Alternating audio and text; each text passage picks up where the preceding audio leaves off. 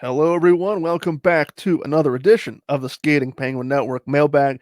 It is Garrett Bahana. It is Snail. Robbie is unavailable and likely unavailable for this podcast, but he is not gone forever.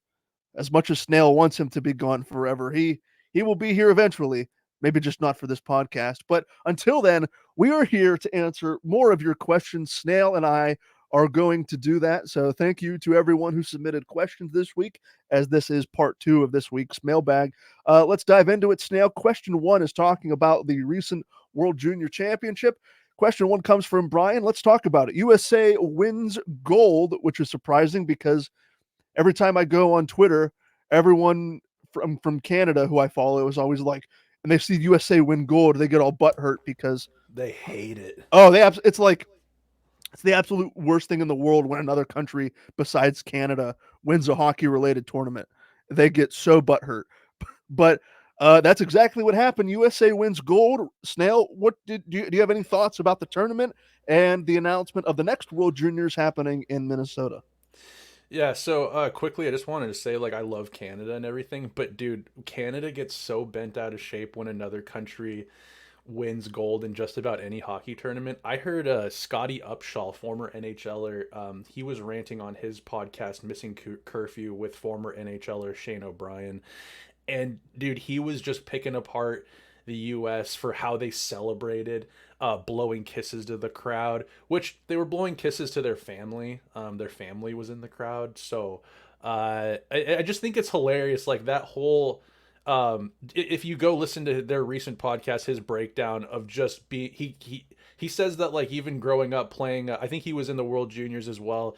He talked about the way Russia celebrated when they won, and he held like a grudge against Radulov, former NHLer. Like they played on the same team his whole career. He held a grudge against him the way he celebrated World Juniors victory. So I think it's hilarious. It's like, come on, you guys, it's you lost fair and square.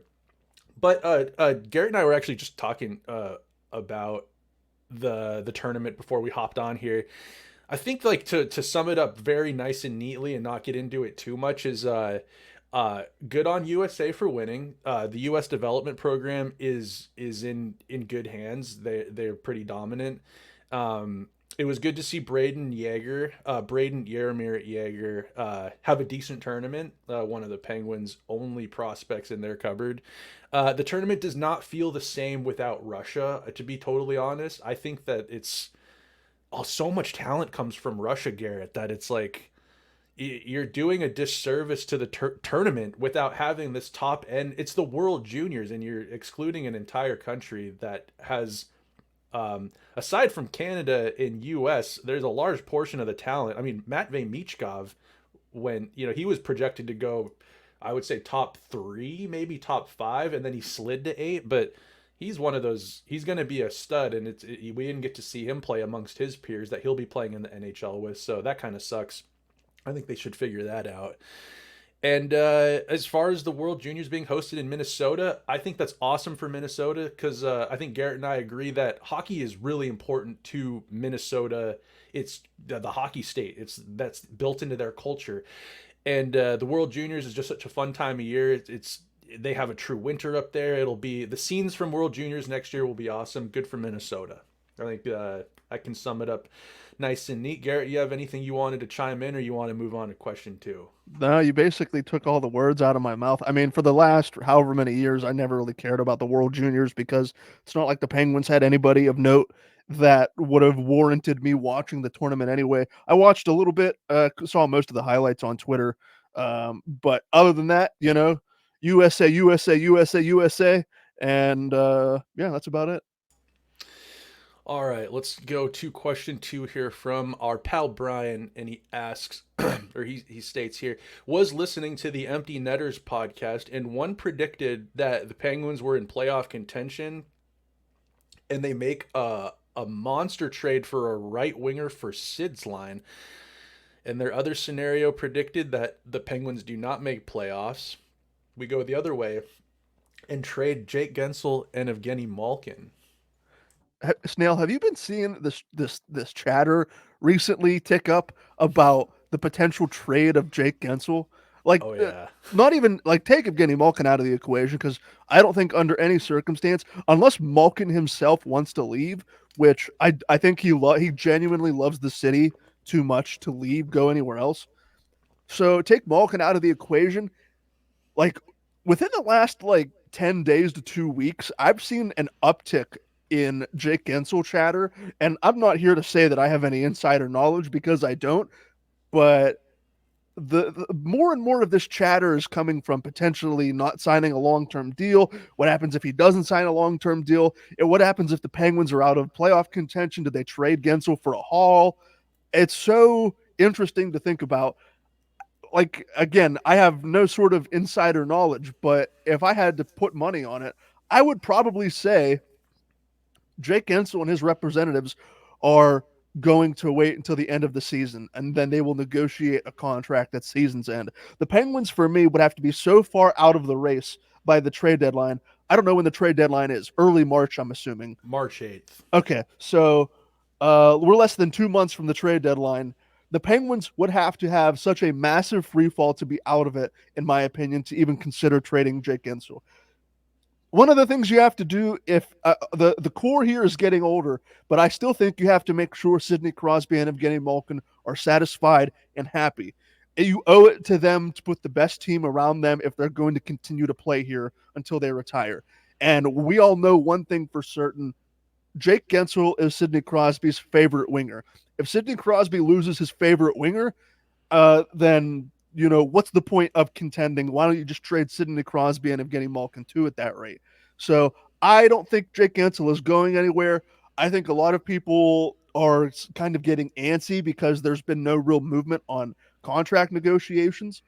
But I don't think Guentzel will be traded. I would like Dubas to swing for the fences and maybe bring in another right winger. That would be great because then you could move either one of Rust or Raquel down to the third line, and that just evens out the depth on your top three lines.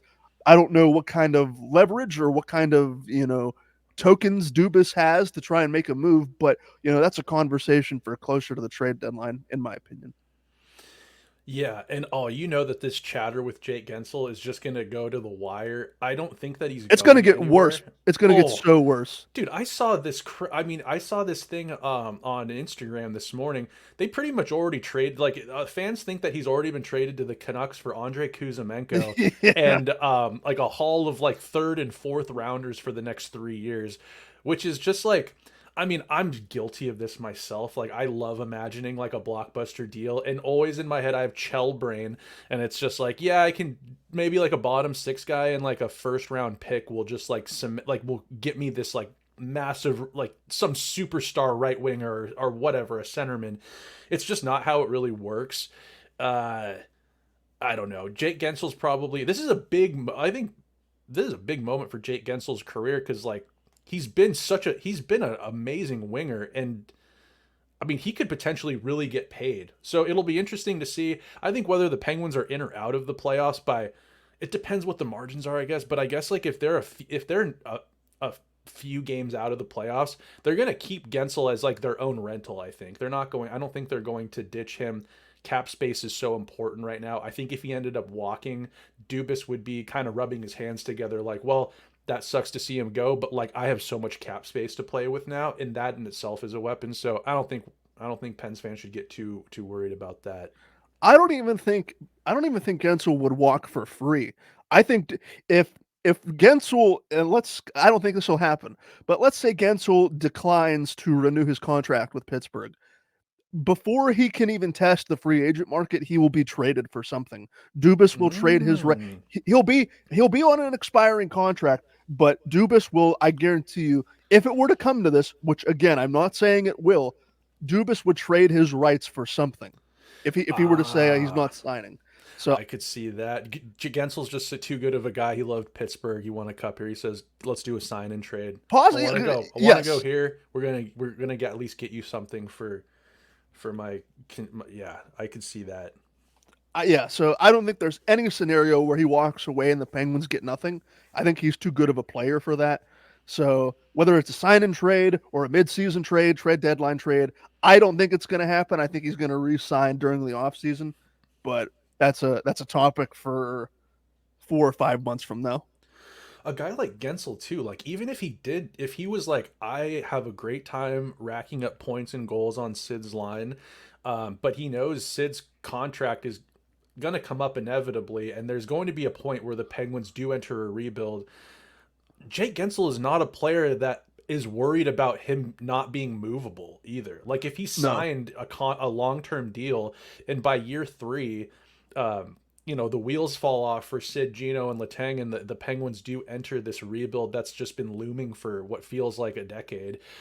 Gensel is not going to be worried about someone not wanting to pick him up. Like the type of player he is, I just think that he won't have a hard time finding a suitor, or Dubas finding a suitor to take on a guy like Jake. Even if he stays and like Crosby and Malkin and Letang are retired, I always looked at Gensel as the next captain. Like Totally. he's 4 or 5, maybe 6 years younger than Crosby and Malkin. So I always have always envisioned him as the next captain whenever that day comes. But will it get to that point? Who knows? Guess we'll find out. We will Um, find out. Question three. I guess all of these questions really are just going to be back and forth between us. sure. Uh, no need to go around the table. Question three from Kim Larson. Do you think we should get a new coach for the power play? The power play has found new life recently. I don't know what has happened, but it's clicking now all of a sudden.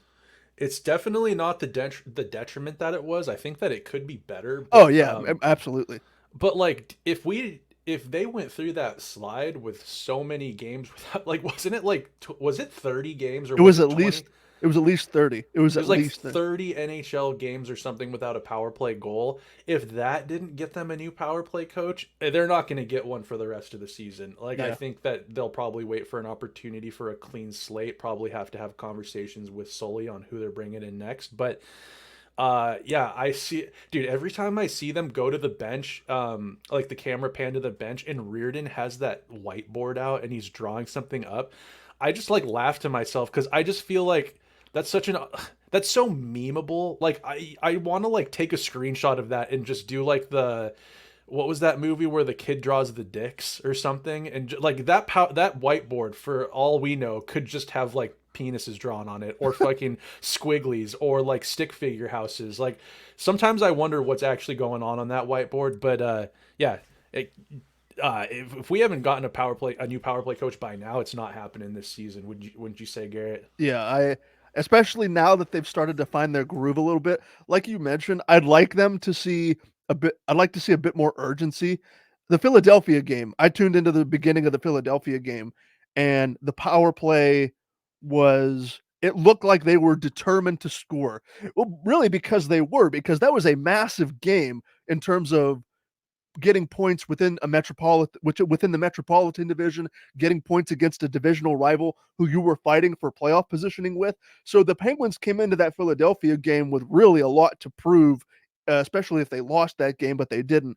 And the first couple power plays they got, they looked very, very determined. They were playing with urgency. I saw the word urgency on my Twitter timeline so much when it came to the power play, and that's really what I want to see more of. I want to see more urgency.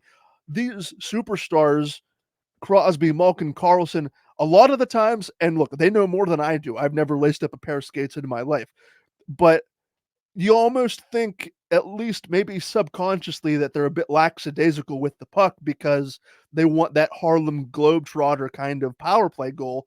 But it looked like they threw caution to the wind almost and just put the puck on the net during the Philadelphia game. That's really just what I want to see more of. You put the puck on the net or near the net, and good things are going to happen. It's super cliche, but that's why everyone keeps saying it. They're cliches for a reason, Exactly. because when you stray from it, things don't work, and then you got to get back to the basics, as they say. So it was good to see some urgency. I agree in that power play. That's what I want to see more often.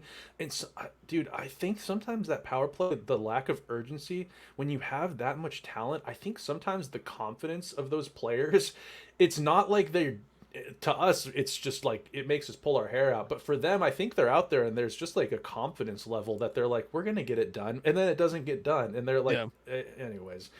we'll get off the power play talk. It's not doom and gloom right now in Pittsburgh with the power play. It's clicking better than it was, and that's not saying a whole lot, but it's working right now. They're scoring goals on the power play. It looks like they have two competent units right now too, which they did not have No. before. The first unit sometimes looks worse than the second. Than the star-studded first unit sometimes doesn't look that great, but that second unit with like Lars Eller and Letang and I think it was Rust when he came back and that Pusin, that looked they were snapping it around. So probably wait till next season for a new coach for the power play unit.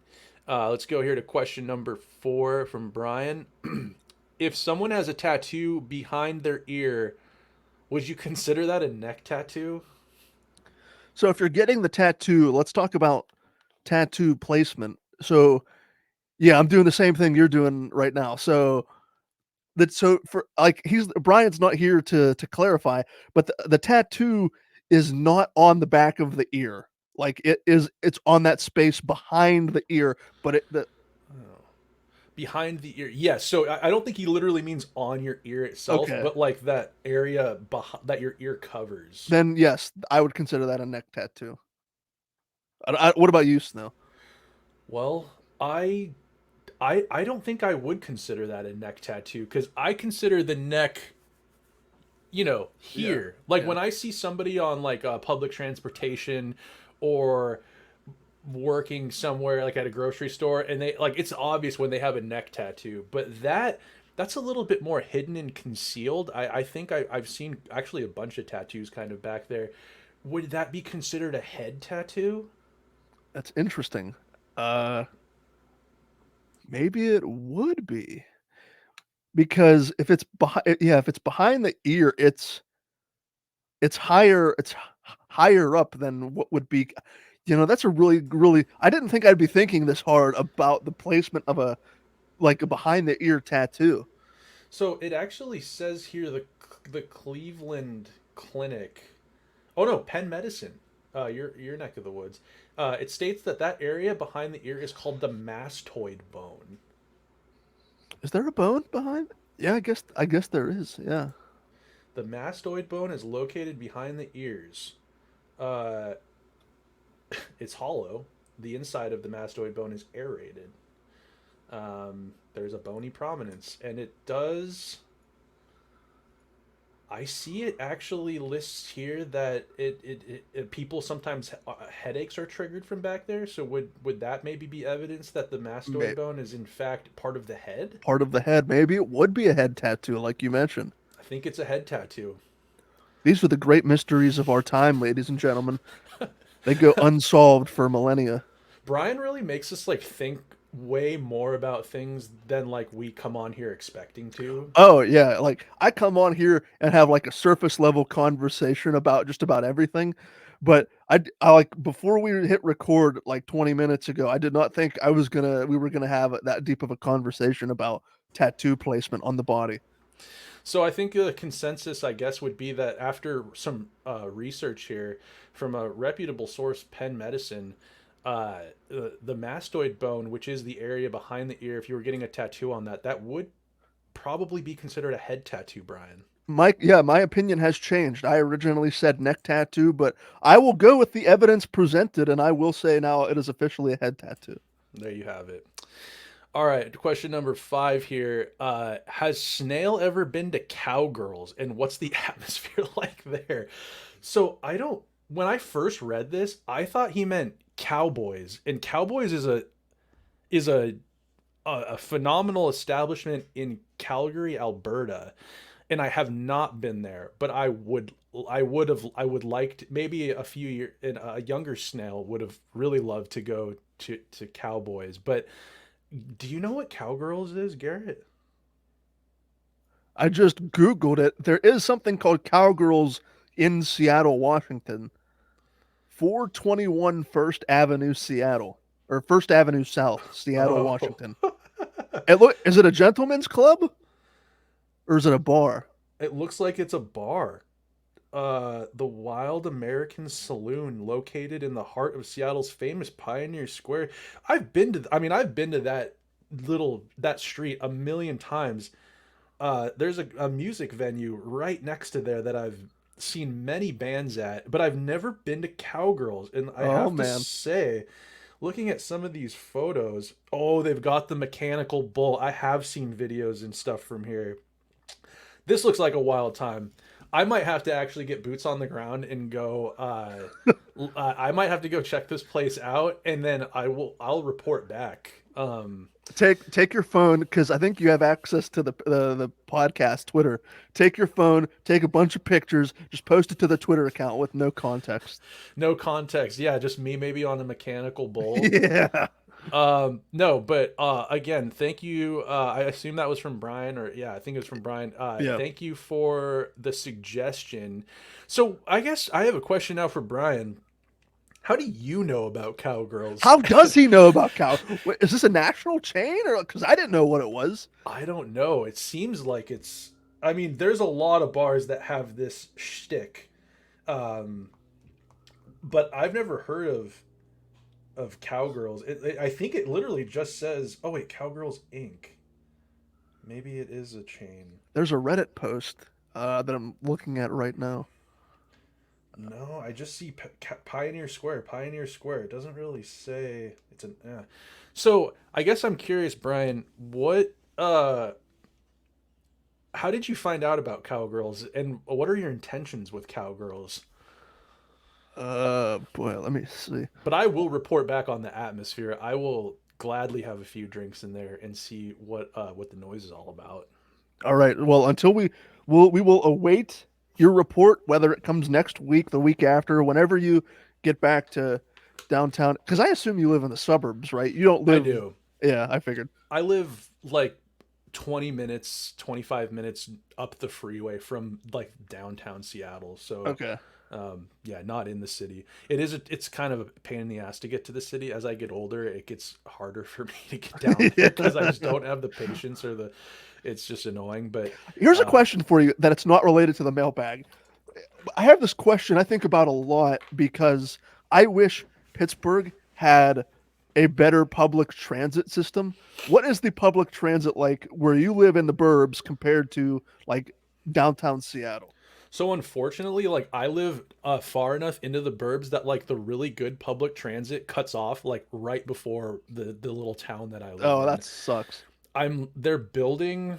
We have this like train. It's not a train. It's not a tram. It's like a high speed type train that's up on these. It's elevated above the ground and then Yeah. it goes deep underground, which is kind of freaky. But it's a big deal out here because they're expanding it all over kind of the greater Seattle area. It's not so much isolated to just downtown. So the public transportation just with that is going to be significantly better than it's been. The bus system is actually really good in Seattle. The metro bus system is great. Um, the infrastructure anywhere outside of the immediate downtown area, it's really not that great for walking. You kind of need a car. Yeah. Um, but yeah, I would say that the public transit, like once you're like more towards the city, like not even like in the city, but like the suburbs that are maybe even just 10 minutes south of where I live, uh, really, really good public transit. You could take a bus everywhere. You don't even need to own a car. Um, Once you're downtown too, like you could pay $5 for like a transit ticket and Yeah. you could traverse the city forward and back a million times and then get home, and it's really price friendly. So I would say it's good, not great, but it's getting better. So Pittsburgh doesn't have the greatest public transit, you're saying? I wish it was better. Like one of my goals that I have like for myself like the next 3 to 5 years, I want to move cuz I'm still in my childhood home and I live about 45 minutes south of Pittsburgh, and there is a transit company that does have a bus here in my town, and the bus will go from my small town and it'll go into Pittsburgh. Hmm. It's about like a 75-minute bus ride because there's like multiple stops along the way. So there is a bus that will go from my small town and it'll take you into the city and back. My goal is to get to move to a place. There's a light rail transit system that we A have, light rail. That's the word I was looking for. But and yeah, the light rail extends uh, south where I am. There's a suburb called Bethel Park, and it's about if you own a car, it's about 25 minutes south of the city, and that's where the light rail sort of gets cut off. The light rail from the south of the city, it'll take you into the city and back, and so well, it's one of the things that I was like looking into because the place that I work is located directly in downtown Pittsburgh, and one of the things that I was looking into was getting like they offer like yearly transit passes where you could you pay so much money and you get like free fares back and forth because you pay so much money. And I like one of the goals I want to have is I want to move close enough to one of these light rail stations because it's so convenient. Because I imagine most of my work in the future is going to come in or around the city, if unless I don't move like out of state, and I don't anticipate to move out of state. But so that's like a long term goal of mine. I wish the public transit was better. They do have buses. They have a lot. They have a pretty hefty bus fleet in and around the city. But the thing about Pittsburgh compared to other metro places, metro cities, is Pittsburgh's infrastructure and like the way the city was built is so whack because you think of like Chicago and like I imagine Seattle was built the same way, almost like a grid system. I don't know how off I am on that. Like Chicago, I think of a grid system, how the city was built. Pittsburgh is like anything but a grid system. There are so many wacky, narrow ass one way streets or hmm. two-way streets, like almost you think they might be alleyways, but they're actually two-way streets. It is the Oh, wackiest infrastructure you've ever seen in your life. So that's why I wish the public transit was better. But in terms of like the light rail, yeah, we have a sort of a light rail system here that I think I'll be using in the future. light rails are awesome. I kind of taking a page out of Europe has I the know. I best look at it all the time. travel. Like they just did it right over there. And when we had the Revolutionary War, we just didn't take those blueprints with us for the future of infrastructure for cities and the way that things are going to be traveled. Dude, it sucks. Seattle. When you said a grid, Seattle is like a lot like Pittsburgh, where nothing makes sense. Like a lot Yeah. of wackiness because Seattle was built like one. It was like built on top of like old Seattle, and like there's a lot of hills and stuff, and like the hills in Seattle are crazy. Yeah. So Same here. it's kind of like San Francisco almost in a way. So it's really wacky. But the one thing about living in Seattle that is nice is like um a lot of people that live here that live in the dense part of the city don't have cars, so Yeah. everything Yeah. is it's easy to they've had to make things and evolve for people to get around easier without vehicles. um and yeah, I think the light rail thing like you have in Pittsburgh, like we have here, that the city's really priding itself on that they're getting this thing going and built up. It's like it seems like it's a little bit it's like I wish we had this sooner because it's just Yeah. it makes things so convenient. But Yeah. and they're expanding it, but it's gonna, I'll be 45 years old by the time Yeah. it's really convenient. There's gonna be kids born and growing up in the suburbs that have really easy access to downtown and stuff that I'm very envious of. Yeah. I agree. Well, we spent too much time talking about public transit. Let's get back to hockey. We'll talk about question 6 here from Kim Larson. Uh, Snail, who do you think has the best fan base in the league besides the Penguins? I don't know. That's a really good question because I think sometimes when you say who has the best fan base, I think I associate that with like craze, and like craze can actually breed like some of the worst fans. Yeah, I agree. Um, I, ones that I've witnessed maybe firsthand, like uh, I don't know, like for certain, I wanted to say Toronto because, but they're like the worst fans because they're so crazy. I hate Toronto fans. They're insufferable. They're like Chicago Cubs fans. Um, maybe like a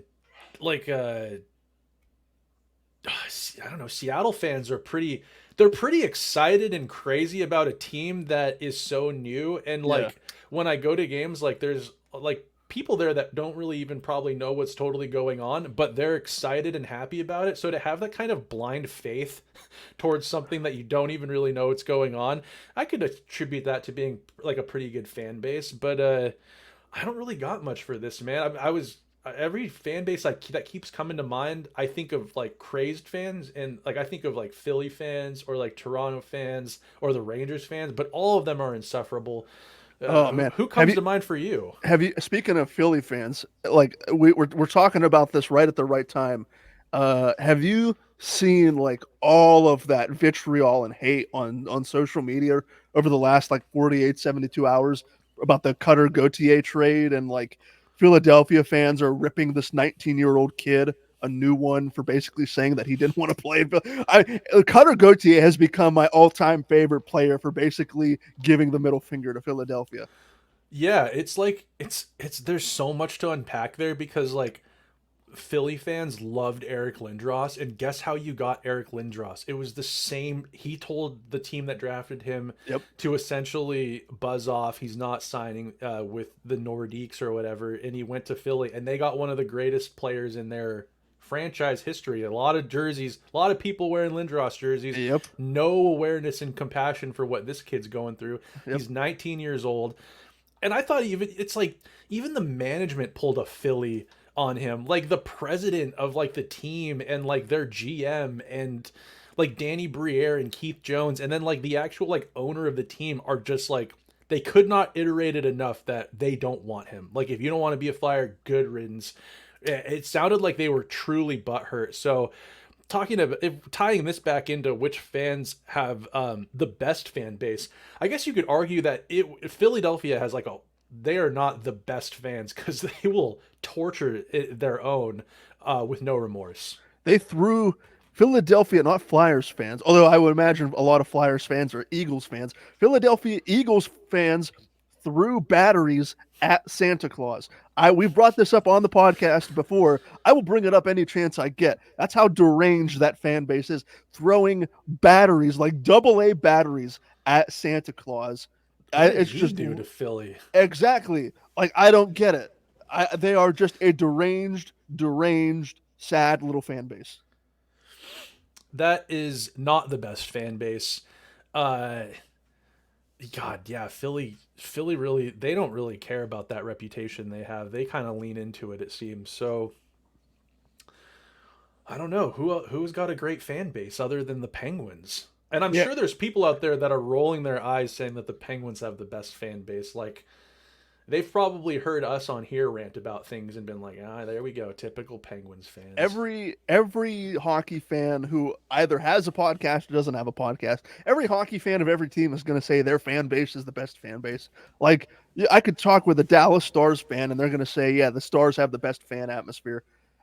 You know what? Speaking of I've seen some Islanders playoff games in the past, especially when they were playing at their old barn, the The Nassau Coliseum. Nassau Coliseum, yeah. Like I was almost envious as a Penguins fan, seeing how rowdy like Islanders fans would get at old playoff games. So that's a good playoff crowd from the limited action I've seen. I could get on board with that. I could agree. There you have it.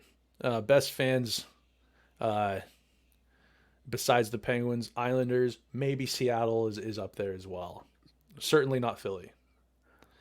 Let's see here. Question 7 coming from Kim Larson across the pond.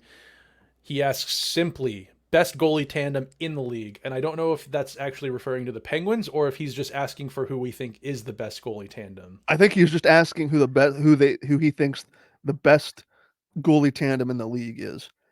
Um, Boston has a pretty good tandem. Yeah, Allmark and Jeremy Swayman. I think that's it. Uh, Minnesota with Fleury and and Gustafson. Gustafson, yeah, yeah. The Islanders have Sorokin and Varlamov. That's another good one. Uh, I mean, the Penguins right now, it's a right now they got a good one. Yeah, they've got a pretty good tandem at the moment with Alex Nedeljkovic and Tristan Jarry. So they're not in the same breath as like Swayman and Olmark, but pretty good. Question. All right, we'll go back to Kim Larson here for question 8. If you could pick a line and a goalie with players from other teams, who would you pick? Only one player from each team is allowed. So we have to pick a goalie and a forward line, but one. So we have to. Do we have to create a forward line and take a goalie Yep, from? Okay. that's easy for me. I could rattle this off quick. I'm going for goaltender from the Winnipeg Jets. I'm going Hellebuck, a centerman, and I'm assuming these are. I'm going to go off the board, not Penguins players, obviously here. So for a centerman, I'm probably going to have to go. I think the easy answer would be like Connor McDavid, but I'm going to go Elias Pettersson, Oh, interesting. and then I'm going to go left wing Matthew Tkachuk, and then right wing I'm going to go. Right wing, I'm going to go. Kucherov. No, I for some reason I was thinking someone. That's a good answer. I wasn't thinking him. Let's go with Kirill Kaprizov. Oh, is he a right winger? I don't know. I figured if you're a left winger, you can play Yeah, you right could wing. probably. Yeah, you I might think not. I think Matthew Kachuk actually plays right wing, so maybe yeah, You could have. interchangeable Yeah. Kaprizov and Kachuk. All right. All right. Well, did you say? Oh yeah, you did say goaltender. Did you say goaltender? Okay. All right. Okay, Hellebuck. That's right. Okay, for me, uh, I've said Kucherov, so I'll take Kucherov on the right wing. Center. Um, Austin Matthews. I'll take Austin Matthews, goal scorer, pure goal Pretty scorer. decent. Left wing. I'll take Ovechkin. I'm going all offense here for this line. Ovechkin, all pure goal scorers. Ovechkin. Uh, who did I? Ovechkin, Matthews, Kucherov. Kucherov. That line has never seen a back check. No, and it will continue to not see a back check. Uh, we damn defense. We don't need defense. We're gonna outscore. We're gonna win 8-6 every game. Goaltender. I haven't picked a. I'll pick. Hmm, I don't know who I'd pick as a goaltender. We just talked about goaltenders. I guess I'll take Linus Allmark from Boston. Yeah, I don't there you think go. Can't so. go wrong with that one. No, it's a pretty safe answer there. Might not be the cool answer, but it's a safe one. It's a good one. All right, there you have it, Kim. Let's see. Going back to Kim here for question number 9. 9. Would you consider Rick Tocchet as a new coach when Mike Sullivan steps down in Pittsburgh? I just love the assumption there, like that, like He's gone. He's he's, gone. He's out the uh, door already. Kim Larson is just sick of Mike Sullivan. Would you consider Rick Tocchet as a new coach when I would probably substitute when with if Mike Sullivan steps down in Pittsburgh?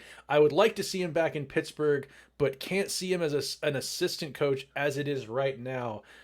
Boy, that's a spicy meatball of a take. What do you think, Garrett? How old is Rick? I mean, I don't think Rick Tockett's that old. Who is he?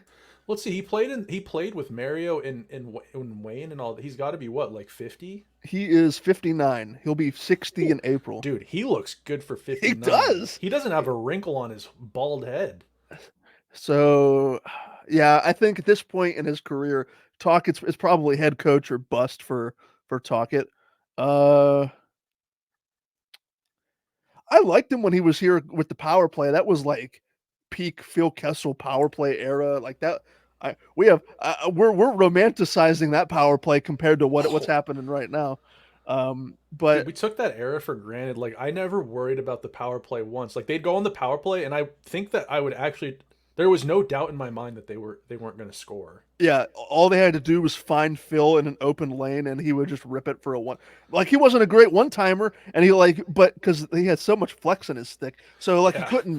he wouldn't be taking slap shots, but it would find like that puck would find Phil's stick, and he'd be in his little spot right Oh, there, and it'd be goal after goal after goal. he. I feel like later, as he got later in his career, he got almost like better known for like passing and finding other players. And when you have an elite guy like Phil just dishing pucks to Sid, who's open for a one timer, Gino, who's open for a one timer, Letang back up at the point, who could then find one of those guys open. Jake, I don't know. It was just a God. What a romantic idea of that whole bringing that band back together. But I don't know. Could you see Do you, Garrett? I guess the question here, I reframe this a little bit, is: do you see a world where Mike Sullivan steps down from being the coach of the Penguins, and Rick Tocchet's got a good thing going in Vancouver? He He's does. got that team humming, and he's got those players bought in, which is we can see players buying into coaches' systems. That does not just happen. Like, look at Ottawa. Like, Yeah. look at like Detroit. Like, look at these teams that have been just shitty for so long. They have the prospects, they have the studs. It doesn't mean that you're going to be good, but Rick Tocchet has gotten through to these young players in Vancouver. Would he leave to come back to Pittsburgh with what they've got going on? I think that that's almost the better question. I if I was Talkett and I was offered between Vancouver and Pittsburgh, I would not take Pittsburgh. And I say that as a diehard Pittsburgh fan. Like Right. you have they have so many young pieces. Quinn Hughes, I am in love with Quinn Hughes. Like Stud. I would build a franchise around him 7 days out of seven. You got Quinn Hughes, Elias Pettersson, JT Miller's older, but he's still incredibly productive. They have so many great players up there, and Dude, they're Sam Lafferty. oh God, Toronto Maple Leafs legend Sam Lafferty. Oh, I was so pissed the Penguins got rid of him. And like he looks like Tocchet. He's bald as hell, and he's really like just big and like mean on the ice. And I love what he's doing with Sam Lafferty, dude. I get so jealous when I watch a Vancouver game. He's got Sam playing up on the first line at times, just like making space, like just hitting bodies, and like he's collecting points and goals up there. But then he's usually on the fourth line. He's on the penalty kill. I like that team. Just to put it lightly, just makes me kind of horny, dude. Like they've got it. They've just got. I love what's going on in Vancouver right now. And if I was talking, I probably wouldn't. I wouldn't pick Pittsburgh. I wouldn't No, go. I mean, he's had his song and dance with Pittsburgh. He was yeah, amazing for them, and the Phil Kessel Whisperer. yeah, that's what it is, and that's why I don't think it'll happen, and I don't think it should happen. This question is a hypothetical. Let's say if or when Sullivan steps down, it would be a such a meteoric collapse for Mike Sullivan to step down because so many people within Fenway Sports Group, Kyle Dubas, so many people have gone to bat for Mike Sullivan that like the Penguins would have to lose like 20 straight games for someone to be like, all right, Mike, it's not working. Thanks for your contributions. But we'll get a new voice in the room. And I just don't think it's going to happen. I I would even go as far to say as if they lost 20 games in a row, I almost feel like they would blow it up before they would fire Mike Sullivan, because Maybe I even think I swear I've heard it that like Dubas and management, they I think they would like Sullivan to usher in the new, he would probably they probably want Mike Sullivan's coaching to usher in the Braden Yeagers and the Owen Pickerings and the new generation of Penguins, and because he's so good with good habits. Like I've heard from other teams, or not other. I've heard from other people, coaches or whatever, when you get a player from Pittsburgh in this recent era, they're coming in with good habits from Sullivan's coaching, so they kind of know what they're getting. They're not getting a guy with a tremendous amount of flaws in their details of the game, and that's such a huge compliment to like Sullivan as a coach. Yeah, I could see Sullivan even outlasting like a scorched earth rebuild, maybe even. he's only 55. I mean, he's been here for what feels like forever because he's had so much success here already. He's only 55, so he could probably coach for at least another 10, maybe 15 years if he wanted to. Maybe he does. Oh, Maybe if FSG and Kyle Dubas, because Kyle Dubas was not brought in here for the tail end of the Crosby era. Kyle Dubas was brought in here, like you said, Snail, to help usher in that new era of Braden Yeager, Owen Pickering, whoever else Kyle Dubas decides to draft in the future. That's what Dubas is here for. Dubas is here for the long game. And I think that's why FSG gave him a 7-year contract. Like, we're here. He's here to make sure the ship is right and tidy when Crosby and Malkin are gone. So it's not entirely out of the realm of possibility that Mike Sullivan would be here as well with Dubas. how long has Mike Tomlin been the coach for the Steelers? 17, 17 seasons? 17. That doesn't exist in hockey, like that kind of like No. tenure as a coach. But we're seeing it with with the John Cooper in Tampa, Yeah, and Sullivan. He came in that next year after. I think he's only like a year behind a Coop.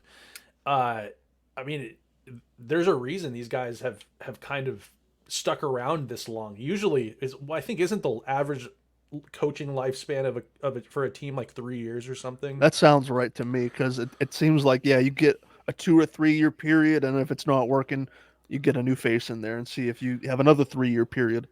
It's hard to kind of convey maybe, but it's like despite the Penguins, they've had that immediate great success that when he came in, they won Yes, 2 cups, it and was then immediate. kind of the it's kind of fizzled off more and more every year. Yeah. Sullivan is still such a good coach that like you don't really want to get rid of him because if Sullivan got fired or let go, there are teams around the league that would fire their coach right then and there to then If throw bags of money at him. if Mike Sullivan, it is 6:32 Eastern time as we record this. If Mike Sullivan got fired at 6:35 Eastern, he would be hired at 6:40 Eastern. That same, like, I'm not even Oh kidding. yeah. Like, the people would be begging him to coach their team.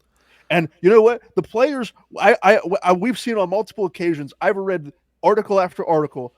The players love playing for Mike Sullivan.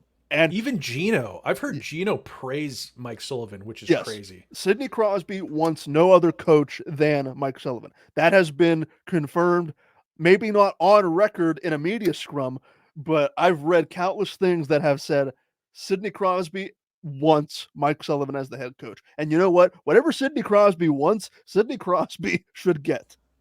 Well, it's not just. I agree. It's not just that though. It's like Sid knows at this point in his career, he's not asking for Mike Sullivan to coach him. He's looking for a coach that's going to coach the players Sidney that Crosby, yeah, Sidney that Crosby doesn't need involve. coached. Yes, No, he yeah, doesn't you're need right. to be coached. He needs Sid's looking out for probably what Sullivan would bring as far as like coaching the new blood on the team and getting the most out of because Sid wants the most out of the players around him, and Sid can't do that by himself. He needs a coach that can get through, and so he clearly trusts that Sullivan is able to do that. And it's not that Sid needs Mike Sullivan to coach him, and you know what I think you understand what I'm saying. Yeah, Sidney Crosby does not need a coach.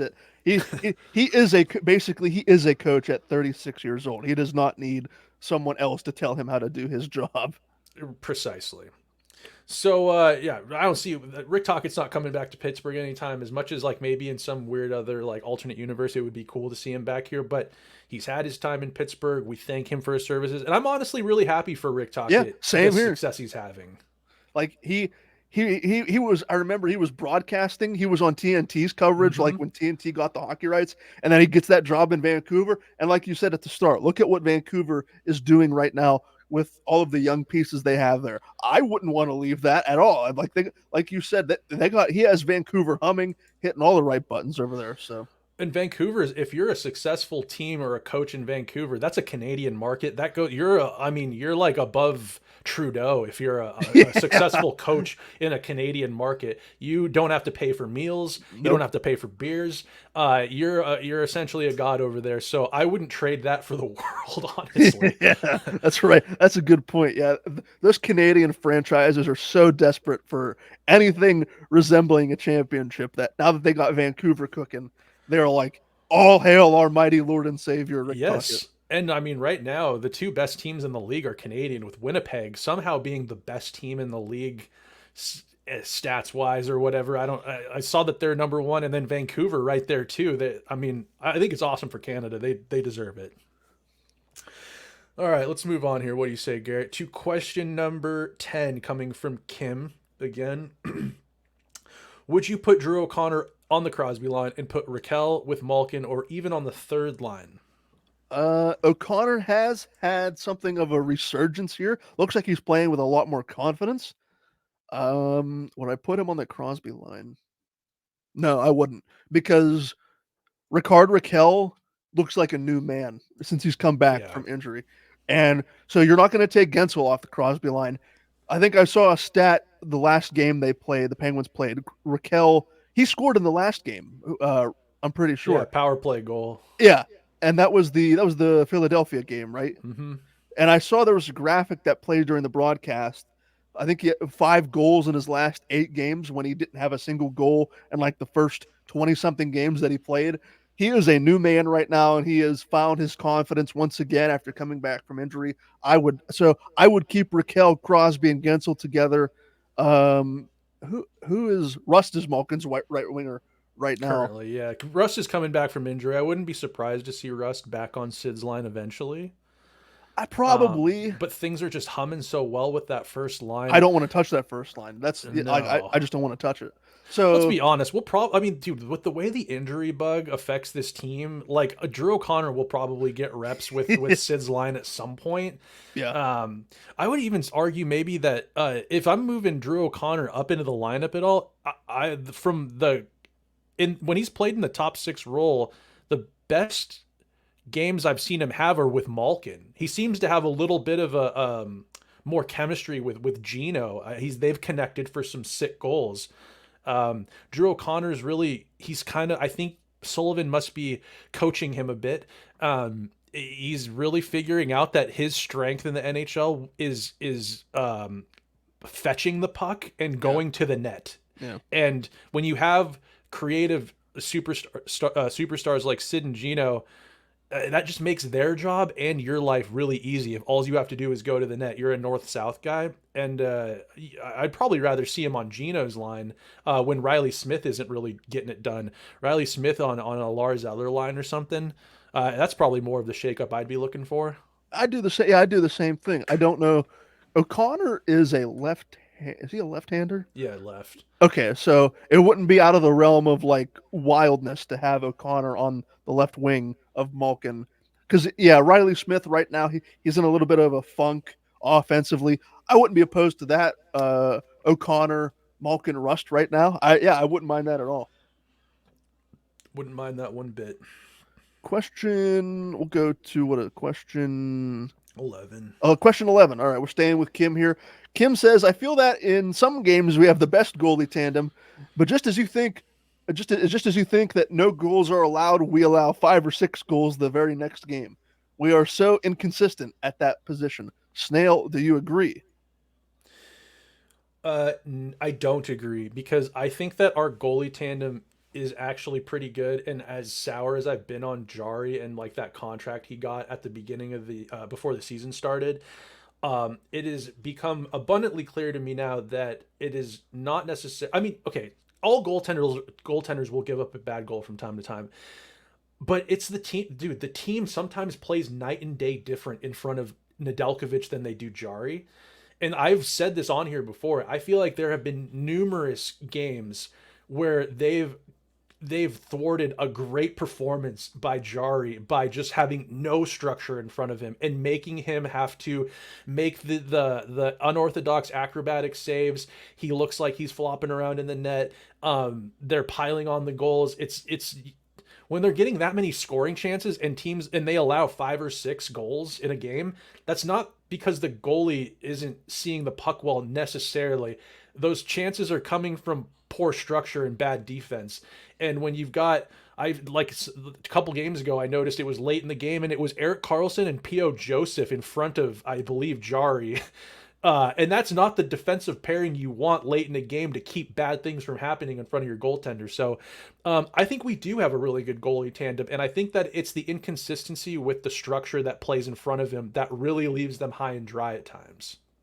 Yeah, I can't really disagree. It's weird because on paper you look at like Kim mentions, like Nedeljkovic will go out and post like a 935 save percentage, and then Jari gets in the net next game, and he has it's no secret Jari has had mental lapses. Even this season, he's had mental lapses, and you hate to see that from a goaltender you're giving over $5 million to, but it's inevitable with the kind of player he is, and that's not a detriment to him. It's just again the kind of player he is. You mentioned, I think, during the last mailbag that the team for whatever reason, seems to play steadier in front of Nedeljkovic than Jari. I don't know if there's any real evidence to back that up, but it certainly seems that way when you're watching it on TV. For whatever reason, they play more structured, and Nedeljkovic keeps them in the game like you mentioned on the previous mailbag, Nedeljkovic is a cool customer, more of a cool customer in the net. Quieter. Yeah, quieter than Tristan Jari. So from that perspective, I can definitely see there being some truth to that. But I mean, we put the Penguins under so many different microscopes because we watch them. I wouldn't be surprised if there are 18 or 19 other goalie tandems in this league that can go out there and post a 970 one night. 2 nights later, they give up 5 goals. It's just the nature of the beast, I think. Yeah, and Jari has been streaky at times. Like Jari, I think has like the most shutouts by a goaltender this season, I believe. Or if he's not, he was he was at one time. He did have the most shutouts, but he also has been pulled like a bunch of times this season too. So whether you chalk that up to just being kind of how the game goes, or if it's just Jari's kind of a little bit more streaky of a goaltender, because I think you could agree at times Jari has been in his short career. It feels like he's been a goaltender for a long time. In his Yeah, short career, he's been streaky. He can yeah, he can look like a Vesna candidate, and he's been an All Star. And then sometimes you're shaking in your boots thinking of him being in net. yeah. I agree. It's the highs and lows that come with being a goaltender that I would never want to deal with. Imagine your child or someone being a goaltender. Oh god, the scrutiny that they'd be under. Yeah. All right, let's go here to question number 12. And this is the last question from Kim Larson on this mailbag. Thank you, Kim. Would Crosby get in your top five all time list? This is a question that I have been thinking about for a little bit because since I put the outline together, and this was one that I was going to round table whether Robbie was here or not. So let's go through it. Wayne Gretzky, Mario Lemieux, probably Gordie Howe, Bobby Hull. That's four right there. I mean, Yeah, it's like who you pluck out of that. Like that's what I just it's like I have a hard time with it. But then because they meant so much maybe back in the day during their generation, like yeah, like in like 50 years they might be talking about like, oh, I'm gonna pluck Sid out of that top five because this new guy that's not even born for another 20 years has surpassed everything that Sid's ever meant to the league. uh-huh. uh let's see. Wayne Gretzky, he's got to be there, like he's cemented, right? Yes. The same for Mario. He is. And I think. Mario as well. Yes. And then there's Gordie Howe is Mr. Hockey. Like he played until he was like 50 years old. Yes. He was tough. Wayne had to move heaven and earth to break his goal scoring record. I think that Gordie means a lot to hockey, no matter when you're born or whatever. He's just like he's a top figure there. And then there's Bobby Hull. There's Bobby Orr, and I've even heard the argument for Steve Eiserman. Yeah. And you know who we haven't mentioned? I meant to say Bobby when I meant to say Bobby Orr instead of Bobby Hull. Bobby Hull was a legend too, though. Yes, exactly. We you know who we didn't mention? We haven't mentioned once. Jaromir Jagr. I could see Jaromir Jagr being on a top five list too. Yeah, he's kind of like a modern Gordie Howe in a way, with just the longevity of his career, and he's still lacing up the boots, racking up assists. Uh, I think Sid has to be on it, even though he's not done writing his story yet. I think he's on the bubble. I don't know if I like. I love Sidney Crosby as much as the next guy. I just don't think right now. I don't at number six or number seven. Yeah, absolutely. And Ovechkin would be right behind him at 6 or 7 or 7 or 8. I just Mario, Wayne, Gordie Howe, Bobby Orr basically revolutionized the game for defensemen He that we did. take for granted now. Again, I and then like Yager would probably round out my top five, honestly. And I Uh, don't think anyone can be mad at that. I mean, I yeah, it's all subjective anyway, but yeah, I mean, I just like do you have an argument for Sidney Crosby being in the top five? aside from just like just my overall fandom of him and everything he kind of brings, with the expectations he came into the league with and True. exceeding them. What he did for the Penguins organization and also the NHL at the time he came in is arguably like it's almost on a similar level. Like when Wayne got traded to like Los Angeles, he kind of sparked hockey in the South. It's not the same, but like the NHL was coming out of a lockout, and it was on Versus, and it was on like weird channels. And then once Sid and Ovi came in, all of a sudden there was a lot more hockey fans in the country, and I think probably in the world after they came into the league. Sid, you know, being in Pittsburgh, I'm sure he did the franchise was moving to Kansas City, and now the Penguins have two more cups in the city of Pittsburgh, or they've got three Stanley Cups in the city of Pittsburgh since he's came into the league. I don't know. I just think that just in those things alone are so seismic. And then not to mention that he came into the league with as a skilled playmaker, point getter. He's going to be the next one. But he plays with like the tenacity and grind that a fourth liner does, and he doesn't shy away from all the things that are important to the sport of hockey, the physicality, the No. contact. He's overcome injuries. He's a battler and a grinder. I think just everything he embodies to me as a hockey player, a well-rounded hockey player, is just so like important to the sport and so important to many people out there, their fandoms of the sport. Those are the reasons why I'm like, I think he's got to be top five. Like, I think he pushes out. And on my list, he would probably edge out. Like, I think at this point, and I no disrespect or anything, but like I would put him above maybe like a Jaromir Jagr. I think he's number five. He's number five. It's Wayne, Mario, Gordy, or Sid. I can't argue with that. And like I uh I just I can't, yeah, because I mean it's so subjective. And It like is. you mentioned that Crosby is still writing his story. Mm-hmm. While I don't think that Crosby is probably, I don't think he's going to win the Hart. I don't think he's going to win the Rocket Richard anymore. But he's probably going to play for 3 or 4 more seasons, assuming health permitting. Mm-hmm. Maybe by the time that he really hangs it up 3, 4 years from now, 5 years from now, maybe if we revisit that discussion, I might have a different answer for you for my number five. But I can't argue with it and say you're wrong because, It's subject. Yeah. Crosby has meant so much to this franchise, like you mentioned, saving it from the doldrums, much like his predecessor Mario Lemieux did. So again, I can't fault anyone for having Crosby in their top five. So if we don't agree and we don't come to a consensus, but for Kim Larson's sake, I hope that gives you some fodder to make a decision for yourself. Yeah, I would like to know, Kim, is Sid a top five on your list? Why don't you tweet us that and let us know who's on your Mount Rushmore, as they call it. All right, let's get to the last question here. What do you say, Garrett? From Edward Beckham, another pal from across the pond. It'd be funny if he wasn't, because I've said that so many times, and he's actually from like Illinois. New Jersey. He's from New He's Jersey. from what do you believe is the main reason why there's been an improvement from Carter from last season to where he's at now?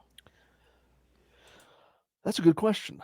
I think because last season he was incredibly magnified, and he was also in a position that I don't think his legs could handle. He was relied on He in was key. third line center last year. Yeah, Yeah, yeah, yeah. I yeah. I mean, mean, I think now he is in less of a magnified role on that fourth line. Um, it sucks that you're paying a quote unquote fourth liner almost $4 million, but we've said it 1,000 times on this podcast. Jeff Carter was the whipping boy last season. He's not so much this season. But Carter's contract comes off the books, and then that money can go elsewhere, hopefully to something more productive. But Carter is what he is. I think he has fresher legs because he's not relied on as frequently. He doesn't need to be a shutdown third line centerman. I think the less of a microscope has been put on him. So maybe he is playing like this is the last year, and he's just going to leave it all out on the ice. He hasn't said he's going to retire, but he's definitely not going to be in Pittsburgh next season. I can guarantee you that much. I would agree. I think the even just shaving off those minutes from a third line center to Yes. being like a he's almost like a special teams guy in football where they throw him out there for a defensive face-off draw or something, because whether we like to admit it or not, he can win face-offs pretty well, even at his age, and he shuffles his big ass off the ice as soon as he wins it, which I think always looks hilarious. Uh, I don't want to get too sentimental or try to play psychologist here, but after last year and the way he's kind of gone about, whether it's interviews or even just like kind of his demeanor on the ice while they were going through tough times and sitting in the press box and as a healthy scratch, I wonder if maybe after last year he had maybe like a you got to think that maybe he had a moment where he was like, okay, like he's had an incredible career. It probably takes a lot for an athlete to come to the conclusion that they're like, I don't got it anymore. Like Garrett and I probably will never go through a situation like that in our lives where we're looking at ourselves just being like, we just don't got it anymore after being so successful, like he was, like Carter was at hockey. You got to wonder though if maybe this year I'll use the term bought in. Maybe he's truly bought into like, I'm not a third line center on a Stanley Cup contender anymore. I'm isn't he like 39 years old? He's Yeah. 39. He's a he's big Jeff Carter, big frame. It's those big frame athletes tend to break down a hell of a lot sooner than Jeff Carter did. I think he's buying into his role and accepting his role as, he's not an everyday NHLer. He is a fourth line, the just barely getting out on the ice compared to where what he used to, the role he used to take on. So I think maybe it's got to be a healthy combination of just the role he's been put in to succeed. Sullivan and Kyle Dubas have probably, broken it down to him that this is our team is best when you're in this role. And it's got to go to both ways, where Jeff has probably had a coming to Jesus moment. And I say that jokingly, but being like, this is it for me. Like, this is where it's at. And you have to be okay with that to go out and execute it every night. So probably a combination of both of those. Couldn't have put it better myself. Well, that's 13 questions in, 13 questions out. You have anything else you want to add, Snail, before we wrap this shindig up? No, or actually, yeah, just quickly, the Penguins play tonight. They play Vancouver the Canucks. Vancouver Canucks. Rick Tocchet is in town. Jim Rutherford's Um, in town. Patrick Alvin is in town. oh boy, just a. I wonder if there. I wonder if how the if there's any greetings being exchanged. This will be an awesome game. I think I don't wanted to touch on this. This is, how they always ISO cam in on like when Sullivan and Torts' teams play each other. They ISO cam in on Sullivan and Torts, and they kind of show photos where Torts brought up Sully Mm-hmm. everywhere he went. Yeah. Tocchet had his best run in as a coach before this season as Sullivan's assistant coach in Pittsburgh. So I just think this will be awesome to see. I don't really necessarily want to call Tocchet like Sullivan's protege, but Tocchet definitely learned a hell of a lot from Sullivan. So it'll be cool to see these two teams go head to head. It's a young up and coming superstar laden team against a superstar laden team, all veterans. I think this will be awesome. And Robbie and I will be back later. Robbie did confirm he will be back later with the game recap tonight. That's all I got though, Garrett. Alrighty. Well, for Snail, for Robbie, I have been Garrett Bahana. Thank you so much for listening to another edition of the Skating Penguin Network Mailbag, and we will talk to all of you again very soon.